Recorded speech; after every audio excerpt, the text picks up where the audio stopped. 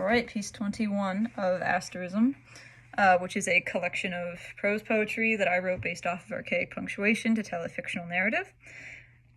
This one is Asterism Part 2. It's the second Asterism. Okay. The diner that I remember you best in closed last week. I think I knew things were ending before that. Before the diner closed, before I moved away, before we both became this way. I don't think you did. Then again, you'd never been one to pay attention. You liked to speak in circles and take me on linguistic roller coaster rides, explaining how everything was prettier when seen through your eyes, telling me 1,000 lies and calling them stories. I didn't mind, at least it was never boring. You were always a better storyteller than me. You had soft hands with a gentle shake to them, worse than mine, but not by much. You always admired the elegance of my long fingers. You wished you'd known me when I'd played instruments. The sentiment always hurt, but I was touched. I just wish I'd never met you.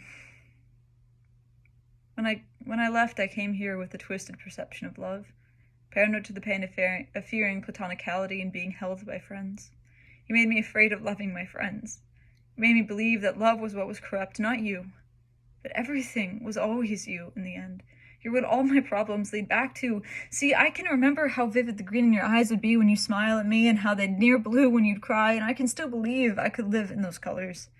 When it rains, the drops paint the grass as though pigmented themselves. I think of laying with you during thunderstorms and feeling peace, but there's this unease in the memory and any recollection of you, untitleable and ever-changing. I'd done well when I named you. I called you a crowning achievement and art in your own right, but not every art is a masterpiece, and not all should be kept in plain sight. Not everything should last. Long hidden, I describe my stories and rambling of archaic facts, but now the stories that I clothe are my own.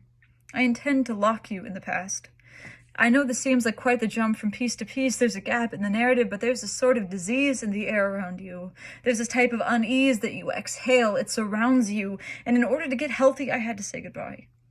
A work of art intentionally untitled can be marked with an asterism. A work of art intentionally untitled is rarely ever for public consumption. It's there because it's unburied, it's discovered, and we don't know its author, its painter, its creator, its artist. We just study it. We look at it, and we know for a moment who they were.